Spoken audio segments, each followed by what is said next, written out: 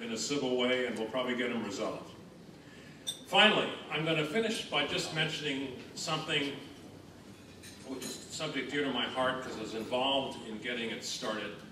And to me, it is the perfect symbol of American commitment to the future of US-Taiwan ties.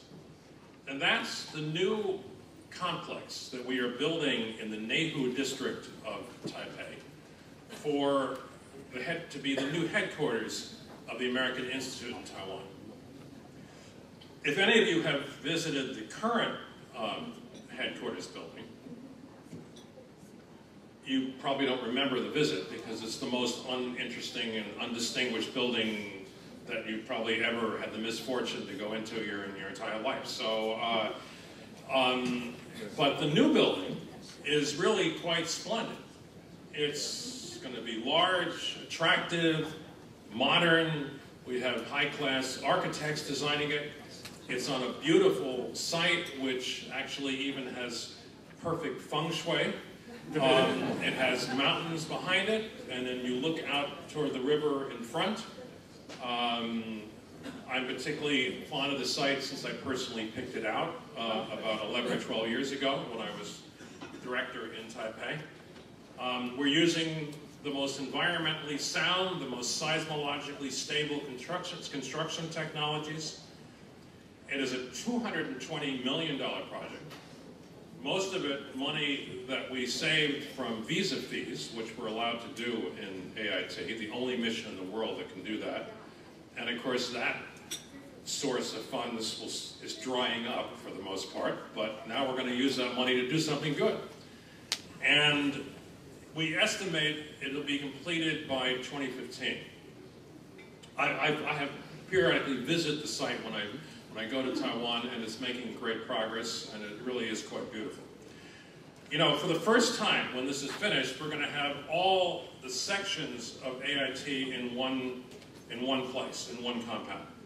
Because right now, you know, we have our main compound on Xinyilu, but the commercial and cultural sections are in other places. Now everybody's going to be together.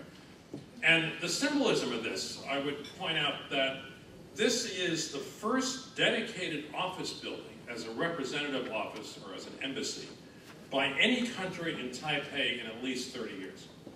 All the others are either old buildings that they've rented or just, you know, 3 floors in an office building or something like that. So I think it's a wonderful symbol of America's commitment to a long-standing and very important future relationship. Thank you.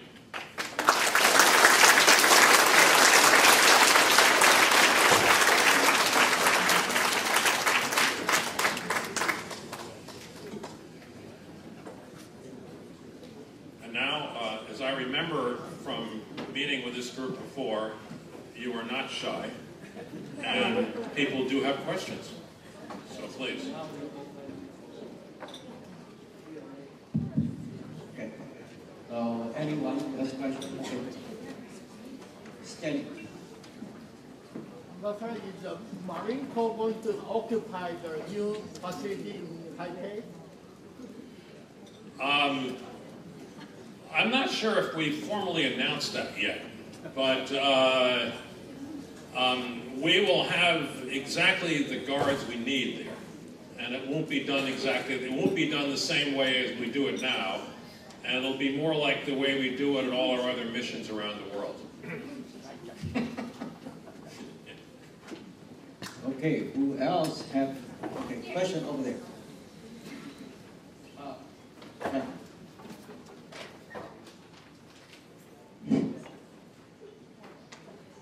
After the Banzai's incidents, do you think U.S. embassies all over the world have an extra budget to strengthen the security? Thanks. Obviously, security concerns are very different in different places. Physical security concerns in the Middle East or in certain other countries are particularly acute. I think that the Benghazi incident probably will result in some increased funding for for security in American missions overseas. That is needed. The funding has not been adequate. And I think, as always happens when there's a disaster, it gets people to do the right thing sometimes, at least for a while. So I think, there'll be both congressional support and State Department. The State Department had asked for more support and hadn't gotten it. So I think the Congress will certainly now probably give the support the State. I would point out, though, that of course, that's physical security. The other kind of security issue you have to worry about overseas is intelligence attacks against your mission, penetration of your communication systems, efforts to suborn your employees, all that kind of stuff. I mean, that goes on everywhere. We have to be acutely aware of that too, as well as the physical danger. Okay, next one's CK. Mr. Ambassador, my name is Chen. I have one simple question, but it's not easy for you to answer, I believe. Okay, the visa waivers program called for give to Taiwan and any Taiwan people who carry Taiwan passport. That is the requirement. And all of us understand there is no such Taiwan passport. But the State Department seems, accept the other passport, not Taiwan passport. Is there any way for AIT or United States to request Taiwan authority to issue Taiwan passport? That's, in the long run, that will be good for the world peace and good for Taiwan and good for United States, even for Japan. So, any comment on this conflict? Thank you. Yeah, it's not the business of the U.S. government to pursue a green agenda vis-a-vis Taiwan, in that sense of green, I think.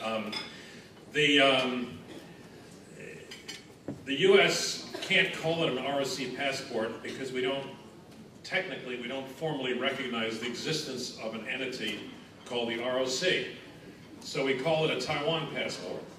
But we know that an ROC passport is a Taiwan passport. And as is true with almost anything involving diplomatic agreements and interaction, not only with Taiwan, but frankly with half the countries in Asia, you have to play word games, and you have to be imaginative, and you have to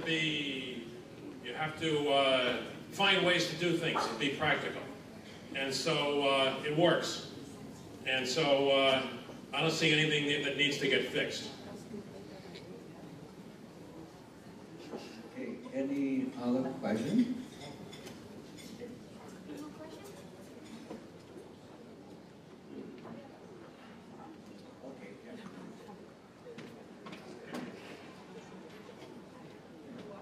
Well, you just mentioned that U.S. doesn't recognize ROC, but what if Taiwan changes its name, and what's the chance of U.S. recognizing it? As I said, here the interest seems to be in what we call in the theological issues. My interest is in making money for people. My interest is in improving our economic relations, improving the flow of visitors between us, giving Taiwan the material it needs to defend itself. Taiwan changing its name, Chen Sui-Bien, I think, would have liked to have done that, but you saw how far that got him. So, I don't think that's, I think Taiwan has better things to worry about than that, frankly.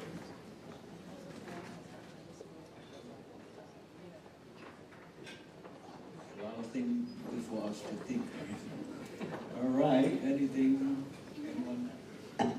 I don't remember this being a shy group. I know you do want to. You don't want this to go on too long because you want to hear John singing. I know that, but.